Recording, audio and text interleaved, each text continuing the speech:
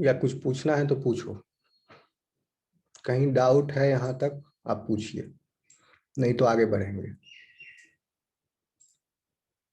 अभी तक सब सिंपल चल रहा है, कुछ नहीं है विशेष। आगे बढ़ें या समझ में आ रहा है या नहीं कुछ समझ में आया?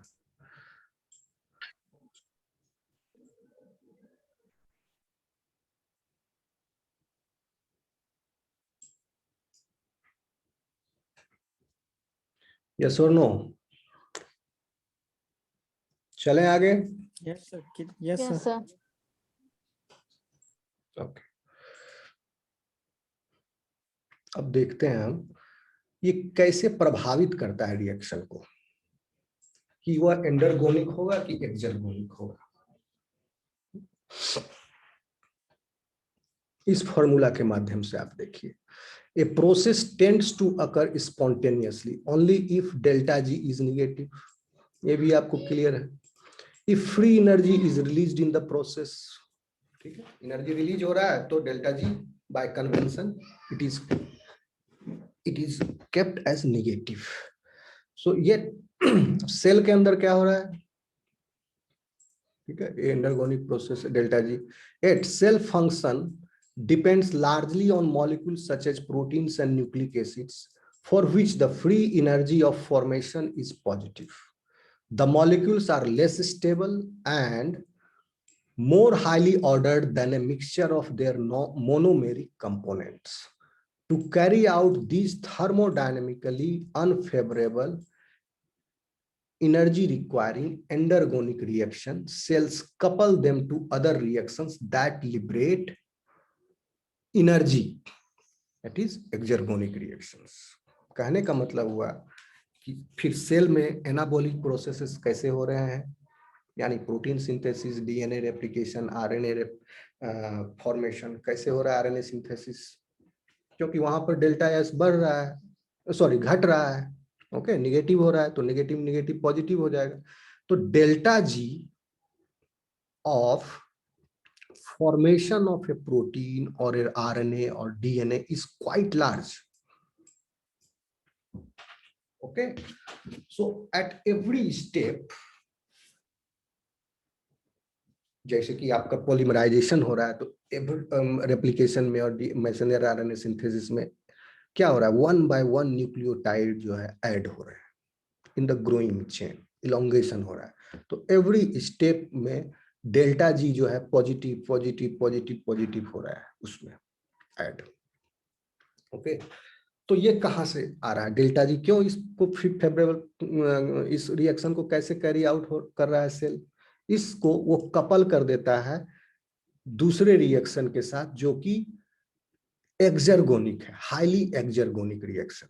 For example, when ATP breaks down into ADP and organic phosphate, और when ATP breaks down into AMP and pyrophosphate. आपको हम फंक्शनल ग्रुप में बताए थे क्या है, फॉस्फो एनहाइड्राइड बॉन्ड होता है, ठीक है। फॉस्फो एनहाइड्राइड जो है आपका फंक्शनल ग्रुप है। एटीपी का स्ट्रक्चर याद है आपको, ये स्क्रीन दिख रहा है एटीपी का स्ट्रक्चर? यस सर, दिख रहा है। तो this is energy rich bond. कौन सा बॉन्ड, अब इसमें पहचानिए कौन सा बॉन्ड टूटेगा। फॉस्फेट। फॉस्फेट तो टूटा, कौन सा बॉन्ड, ये बॉन्ड टूटा कि ये बॉन्ड टूटा? मेरा कर्सर दिख रहा है आपको? यस सर, जहाँ कर्सर है वही टूटेगा ना। वही टूट रहा है, correct. So this bond is breaking and as a result of which a large amount of energy is released. तो ATP dash ADP plus PI inorganic phosphate, इसमें जो एनर्जी चेंज हुआ बहुत ही लार्ज अमाउंट में हुआ, delta G is quite large, minus में, ATP से ADP and PI बनने में। तो इस रिएक्शन को कपल कर लेता है सेल अपने उस रिएक्शन के साथ जिसमें एनर्जी डिमांड कर रहा है, energy requiring process endergonic and this exergonic process, these two are coupled so the final reaction is what, आगे एग्जाम्पल में है, हम वहीं पर आपको डिस्कस कर देंगे, तो वहां लिखा हुआ भी दिख जाएगा। अभी आप इतना ही समझ लीजिए कि सेल जो है एक्सर्गोनिक प्रोसेस को ड्राइव कैसे करता है, कपल करके, एक हाईली एंडरगोनिक प्रोसेस के साथ, एक्सर्गोनिक प्रोसेस के साथ उसको कपल कर दिया। Okay, exergonic, so that overall process is exergonic, उसके साथ कपल कर दिया तो ओवरऑल दोनों रिएक्शन का योग जो है, ओवरऑल प्रोसेस जो है एक्सर्गोनिक रहता है, तो वो रिएक्शन हो गया। यानी पॉलीमराइजेशन ऑफ द डीएनए और synthesis of the protein will happen by coupling with this reaction, highly exergonic, ATP is broken down into ADP and inorganic phosphate. समझ में आया आपको? Yes sir. अब देखते हैं इसको कैलकुलेट करके कैसे कर रहा है। ओके, एग्जाम्पल के माध्यम से समझा रहा है। The usual source of free energy in coupled biochemical reactions, coupled biochemical reaction की बात कर रहे हैं, जिसमें एक एंडरगोनिक रिएक्शन है, एक हाईली एक्सर्गोनिक रिएक्शन है, तभी वो एंडरगोनिक हो रहा है। तो यूजुअली आप इस फिगर को देखिए, इस फिगर के माध्यम से आपको कंसेप्ट समझ में आएगा। ये फिगर दिख रहा है आपको?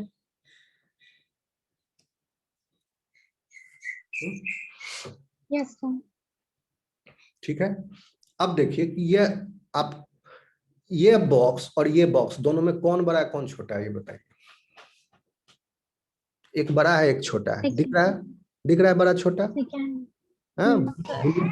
Yes sir. ब्लू कलर के अंदर जो है वो छोटा है और ये जो ऑरेंज कलर के अंदर है वो बड़ा है।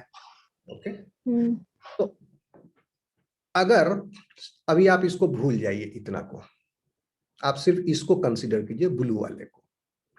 हमको चढ़ाना है इस ब्लॉक को अप हिल, ठीक है। This is energy requiring process.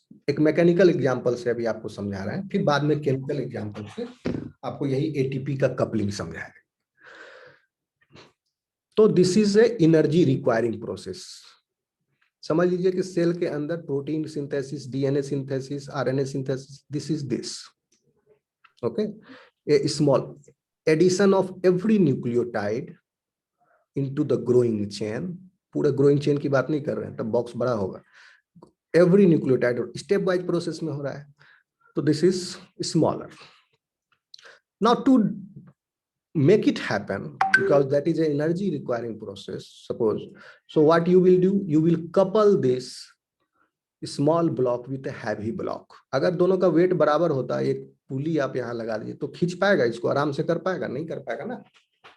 एक हैवी वेट लगा दिए, इससे भी ज्यादा हैवी, और ये if this surface is frictionless, then this larger block will automatically pull this smaller block। Yes or no? Yes sir। Yes sir। कहने का मतलब हुआ कि अगर कोई एंडरगोनिक एनर्जी रिक्वायरिंग प्रोसेस है, उसको अगर कपल कर दिए एक एक्सर्गोनिक प्रोसेस से, जहां पर there is a loss of potential energy in a large amount, okay, so that exergonic will pull that endergonic process, और इन दोनों का रिजल्टेंट जो होगा वो भी एक एक्सर्गोनिक प्रोसेस है कि नहीं? अब देखिए इसी चीज को आप केमिकल एग्जांपल में देखिए। ये फिगर दिख रहा है आपको? Yes sir. सेम कंसेप्ट, यहाँ पर पुली लगा दिए, कपलिंग कर दिए। अब ये बड़ा ब्लॉक छोटा ब्लॉक को खींच लेगा। केमिकल प्रोसेस में कपलिंग कैसे खींच रहा है, देखिए एक एग्जांपल लेते हैं। जैसे कि ग्लाइकोलाइसिस का जो फर्स्ट स्टेप है, जिसमें क्या हो रहा है, glucose is converting into glucose 6 phosphate, ठीक है ना। ग्लूकोज से ग्लूकोज 6 फॉस्फेट बना, तो ग्लूकोज से ग्लूकोज 6 फॉस्फेट बनने में अगर एटीपी नहीं हो इन्वॉल्व, ओके, तो हमको क्या लगेगा, एक इनऑर्गेनिक फॉस्फेट इसके ग्लूकोज के 6th कार्बन पर कोवैलेंटली ऐड करना है, तब ग्लूकोज 6 फॉस्फेट बनेगा। तो ये प्रोसेस जो है वह एनर्जी रिक्वायरिंग प्रोसेस है, delta G1। This is positive. Okay, यह एक्सिस है ग्राफ का, एक्सिस से ऊपर जो है वो पॉजिटिव होता है, एक्सिस से नीचे निगेटिव होता है, ये तो आप जानते हैं कोऑर्डिनेट वैल्यूज। यस और नो? Yes, sir.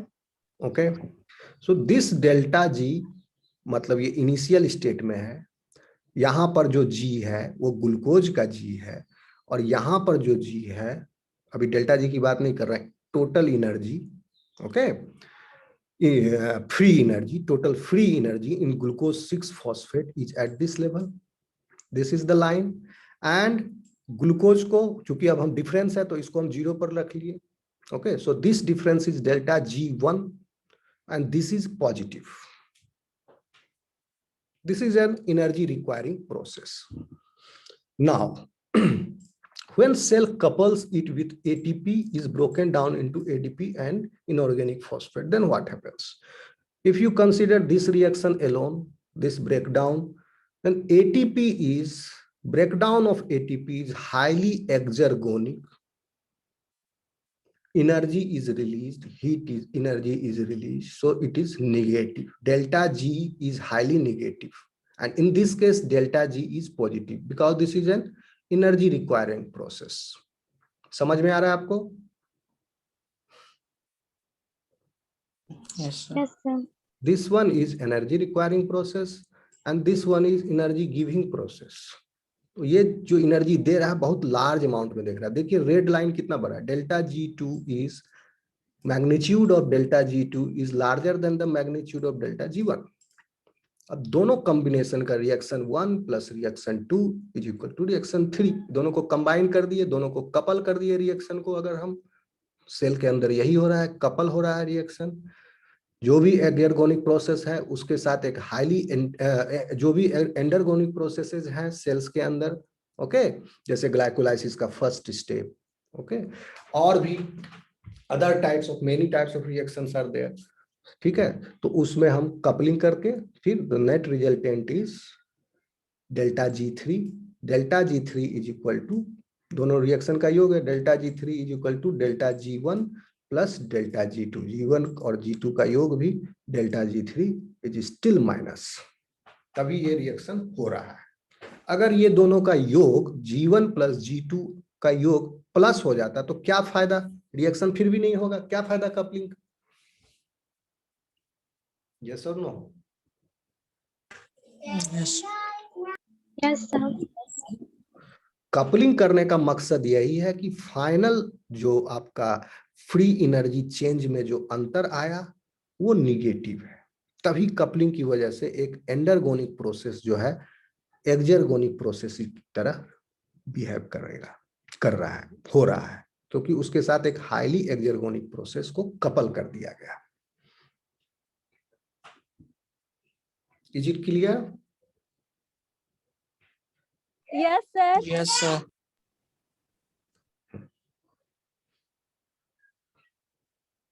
अब देखिए लिखा हुआ क्या है, इसको ऐड कर दिए डेल्टा जी, ये सेम चीज जो अभी हम बताए वो सब यही बात है आपका, okay. Delta G negative exergonic दोनों को ऐड किए।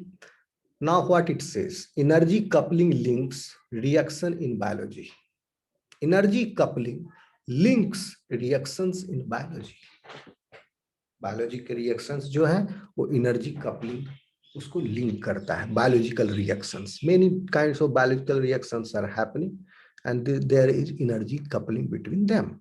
The central issue in bioenergetics, that is the study of energy transformations in living systems, is the means by which energy from fuel metabolism or light capture is coupled to a cell's energy requiring reactions. ठीक है, तो energy आ कहां से रहा था, heterotroph में fuel के metabolism से, ऑटोट्रॉप्स में लाइट के कैप्चर से। तो इस एनर्जी को कैप्चर करके फिर इस एनर्जी को कैप्चर किया और इस एनर्जी को कपल करके ATP, that is why ATP is readily available source of energy, क्योंकि इसका डेल्टा जी जो है ब्रेकडाउन का इज हाईली नेगेटिव, ओके। तो फ्यूल मेटाबॉलिज्म में लाइट कैप्चर में भी ये सब कपल करके एटीपी से के फॉर्म में cell is doing other types of inside the cell, other type of reaction, energy requiring reactions are happening. Okay. In thinking about energy coupling, it is useful to consider 27 figure 127a. कौन सा है? हाँ, यही वाला figure आपको explain कर दिए हैं. An object at the top of the inclined plane has a certain amount of potential energy as a result of its elevation. It tends to slide down on the plane, losing its potential energy of position as it approaches the ground. When an appropriate string and pulley device couples the falling object to another smaller object, इसको हम another smaller object के साथ couple कर दिए तो the spontaneous downward motion of the larger can lift the smaller, accomplishing a certain amount of work. ठीक है, यहां तक क्लियर है आपको? क्योंकि लार्जर बॉडी था, स्मॉलर बॉडी को खींच दिया तो ये वर्क हो गया, एक्सर्गोनिक process. The amount of energy available to do work is free energy change. ये भी क्लियर है आपको? Free energy change is the total amount of energy which is available to do work. ये total amount of energy is coming from where? T delta S से भी आ रहा है और delta H से भी आ रहा है. This is always somewhat less than the theoretical amount of energy released because some energy is dissipated as heat in the fraction. ठीक है. The greater the elevation of the larger object, इसी figure को बता रहा है ये. The greater the energy released, delta G. Larger object जितना बड़ा होगा तो फिर एक range of smaller objects can be attached to it and a range and those that range of objects can be pulled. तो इसीलिए एटीपी का break down है, बहुत ज्यादा अमाउंट है इसका ब्रेक डेल्टा जी माइनस में. तो ये समझिए लार्जर, अब जितना भी रिएक्शंस हो रहा है उसमें एनर्जी रिक्वायरिंग जो एक्सर्गोनिक प्रोसेस है इनिशियली वो कम ही है उसमें डेल्टा जी पॉजिटिव हुआ. तो आप समझ लीजिए एटीपी जो है एक बहुत बड़ा लार्ज बोल्डर है यहाँ पर, और other reactions are smaller changes and that thing is bring ATP breakdown is pulling the reaction to happen, exergonic reaction. This is always somewhat lesser than the theoretical. The greater the elevation of the, इसी का मतलब यही है, the greater the elevation of the larger object means the greater the change in delta G. Okay, the greater the energy released as the object slides downward and the greater the amount of work that can be accomplished. इसीलिए ATP का delta G जो है काफी ज्यादा है breakdown का. The larger object can lift the smaller because at the outset the larger object was far from its equilibrium position. अब यहाँ पर equilibrium की बात आई है, आगे हम equilibrium पढ़ेंगे. It had a same earlier point, इसको भूल जाओ. How does this apply in chemical reactions? अब फिजिकल सिस्टम का बात खत्म, अब केमिकल रिएक्शन में हम देखते हैं कि गिब्स फ्री एनर्जी में इक्विलिब्रियम का स्थान कहां पर है. अब सेकेंड फॉर्मूला पर हम जंप करेंगे, उसको डिराइव करेंगे और समझेंगे कैसे आया. फर्स्ट फॉर्मूला क्या था गिब्स फ्री एनर्जी का? Delta G is equal to delta H minus T del S. Correct. तो इसमें क्या क्या है? एंथैल्पी है, टेम्परेचर है और डेल्टा एस. सपोज हमको डेल्टा एस नहीं पता है, टेम्परेचर तो पता हो जाएगा, डेल्टा एच भी नहीं पता है, तब भी डेल्टा जी निकाला जा सकता है. Okay, but you need to know the concentration of your reactants and products for that. तो अब डेल्टा जी में कंसंट्रेशन का स्थान कहां पर है? एक दूसरा फॉर्मूला डेल्टा जी का देखिए दिया गया है. अच्छा, वो फॉर्मूला अभी बाद में आएगा. ओके, सॉल्यूशन है, हाँ नहीं आएगा अभी, अभी हाँ फॉर्मूला बाद में आएगा, पहले आपको इक्विलिब्रियम कांस्टेंट समझना पड़ेगा उस फॉर्मूला को समझने से पहले। क्या है equilibrium? How does this apply in chemical reactions? In close systems, यानी एक केमिकल रिएक्शन हो रहा है, क्लोज सिस्टम है, chemical reactions proceed spontaneously until equilibrium is reached. Chemical reaction में तो प्रोडक्ट बन रहा है और रिएक्टेंट घट रहा है। जैसे जैसे रिएक्शन प्रोसीड कर रहा है, धीरे धीरे रिएक्टेंट का कंसंट्रेशन कम हो रहा है, प्रोडक्ट का कंसंट्रेशन बढ़ रहा है। यस और no? Yes, sir. Yes, sir. Yes. हो रहा है। तो प्रोडक्ट का क्या हो रहा है? एंट्रोपी बढ़ रहा है कि घट रहा है? एंड रिएक्टेंट का एंट्रोपी बढ़ रहा है या घट रहा है? ये डिपेंड करेगा Reactant. रिएक्टेंट और प्रोडक्ट के बीच में। अब मैटर का नंबर क्या, मास तो सेम है और एनर्जी तो डेल्टा जो डेसिपेट हुआ वो भी डेल्टा एस गया ही, ठीक है। तो मैटर के लेवल पर घट भी सकता है, बढ़ भी सकता है। ओके, अगर नंबर ऑफ मॉलिक्यूल्स कम हो जाएंगे तो डेल्टा एस घट गया, और नंबर ऑफ मॉलिक्यूल्स बढ़ गए, ओके, तो डेल्टा एस आपका Increase. इंक्रीज किया। तो नंबर ऑफ मॉलिक्यूल्स का मतलब क्या? कंसंट्रेशन में नंबर ऑफ मॉलिक्यूल्स का नहीं, जब बैलेंस्ड इक्वेशन है तब उस समय आपको याद होगा लास्ट क्लास हम पढ़ाए, बताए थे ये फिगर। यहां पर इक्वेशन इज बैलेंस्ड, ये बैलेंस्ड इक्वेशन है, यहां पर कोई कंसंट्रेशन का जिक्र नहीं है अभी, तो अभी कंसंट्रेशन को भूल जाइए। फिर भी समझिए कि plenty of amount of infinite amount of reactants is present. हम प्रोडक्ट का फिर कंसंट्रेशन को इग्नोर करेंगे, नेग्लिजिबल है। Infinite amount of products is there. वातावरण में ऑक्सीजन इनफाइनाइट अमाउंट में है, कार्बोहाइड्रेट इनफाइनाइट। तो अब इसमें मॉलिक्यूल्स एक रिएक्शन में बढ़ रहा है, रैंडमनेस घट रहा है। अब अगर हम molar concentration of the reactants and products उसको फिक्स मान लें, अगर 1 मोलर है, सारा रिएक्टेंट 1 मोलर है और प्रोडक्ट भी 1 मोलर है। समझ रहे हैं बात को आप? तो हेलो, Yes, sir.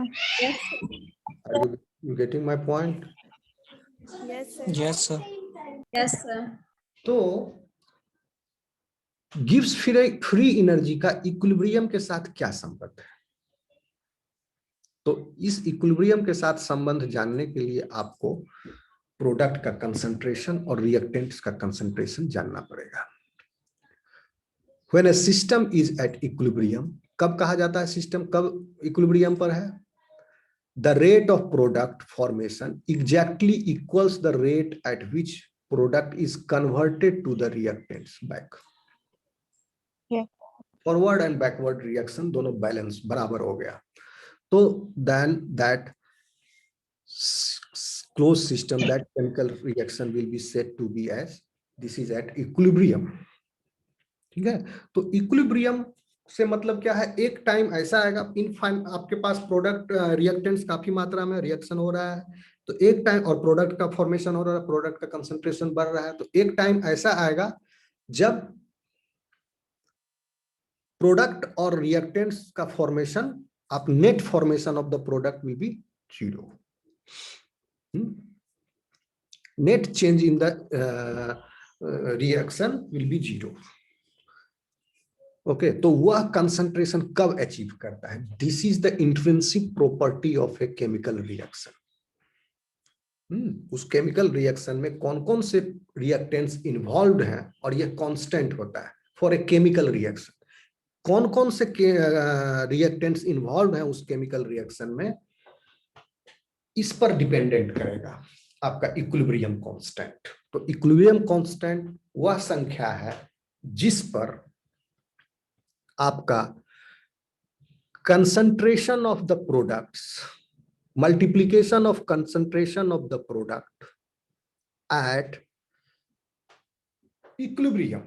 इक्विलिब्रियम पर क्या कंसंट्रेशन है प्रोडक्ट का, डिफरेंट प्रोडक्ट्स का, प्रोडक्ट 1 प्रोडक्ट 2 का कंसंट्रेशन एट इक्विलिब्रियम उसका multiplication and it will be divided by reactants का concentration, product of the concentration of reactants at equilibrium.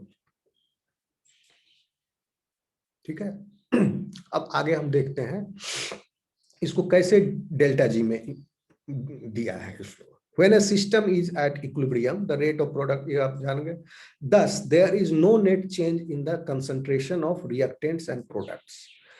The energy change as the system moves from initial state to equilibrium with no change in temperature or pressure is given by the free energy change, delta G.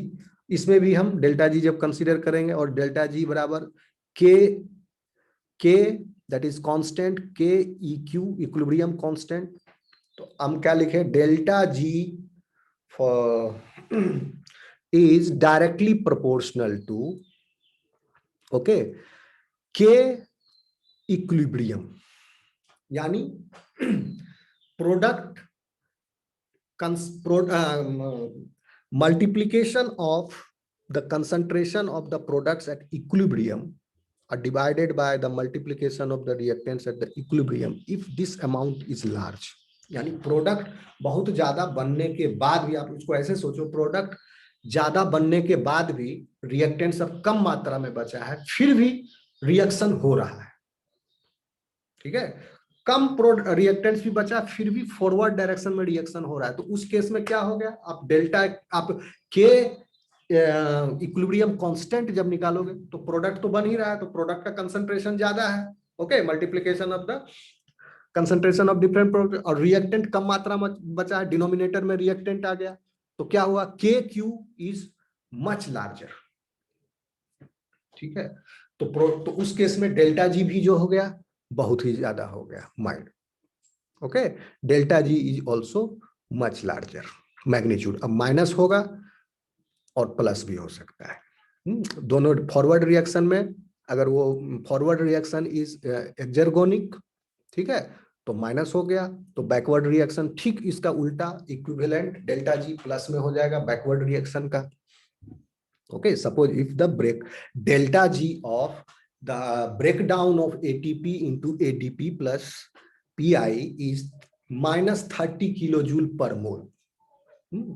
For example आप मान लीजिए -30 kilo, तो formation of the ATP ठीक इसका उल्टा, यानी ADP plus PI is giving to ATP. ठीक है, तो इसका हो गया +30, उल्टा, ठीक, प्लस माइनस चेंज हो जाएगा फॉरवर्ड और बैकवर्ड। आप समझ रहे हैं मेरी बातों को? Yes sir.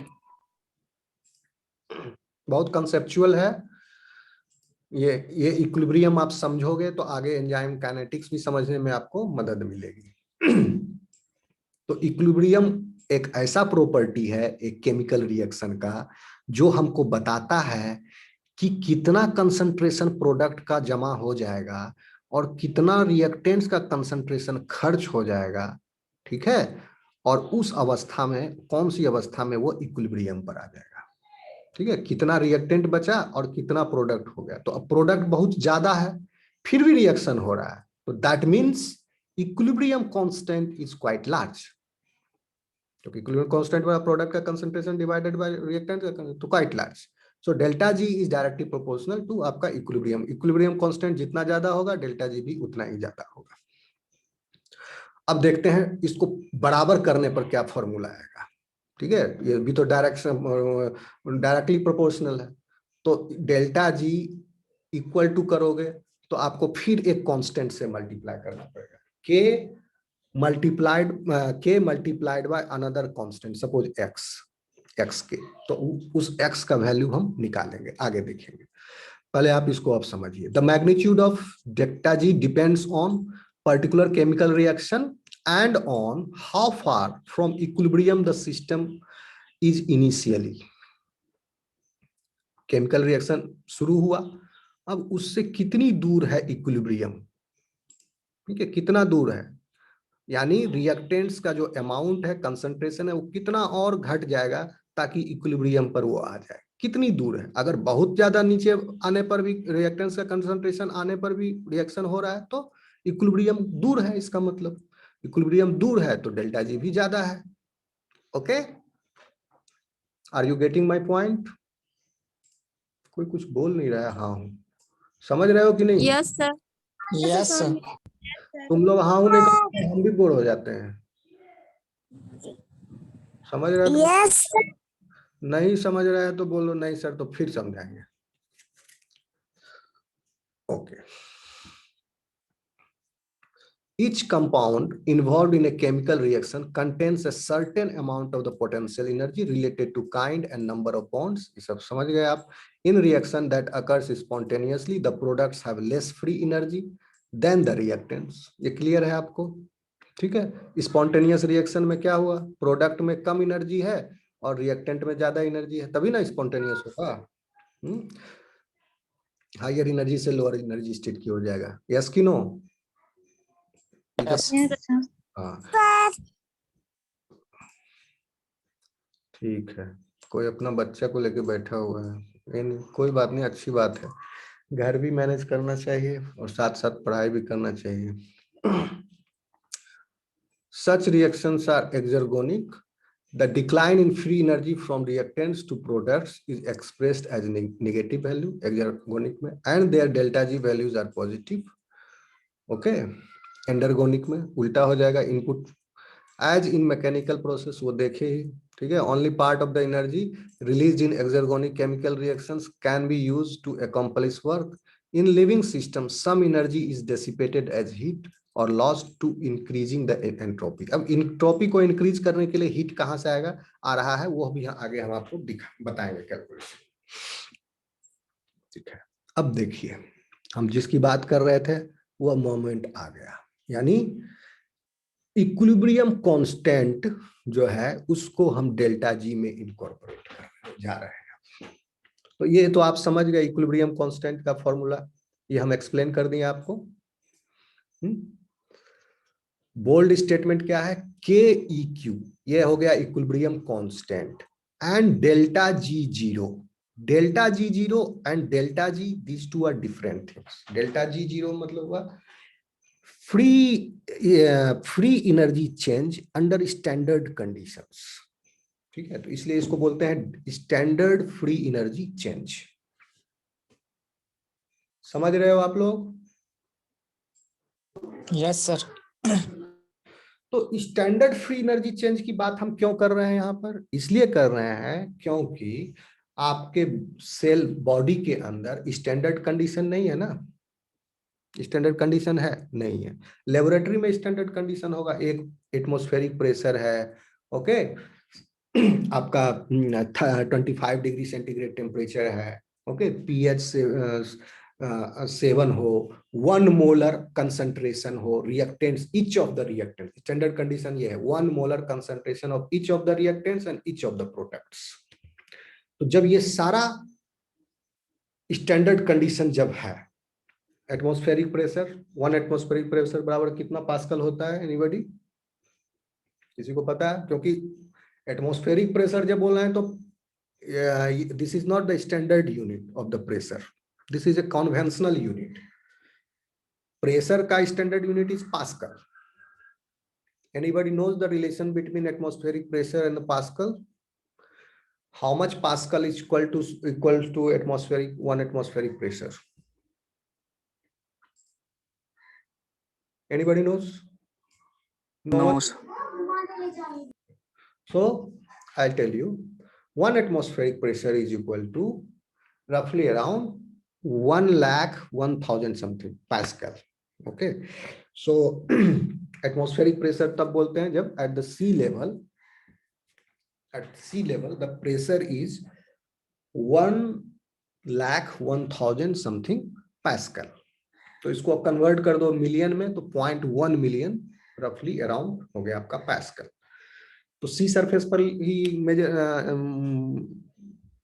क्योंकि प्रेशर जो है सी लेवल और जैसे जैसे एलिवेशन होते जाएगा प्रेशर आपका घटते जाता है एटमॉस्फेरिक प्रेशर।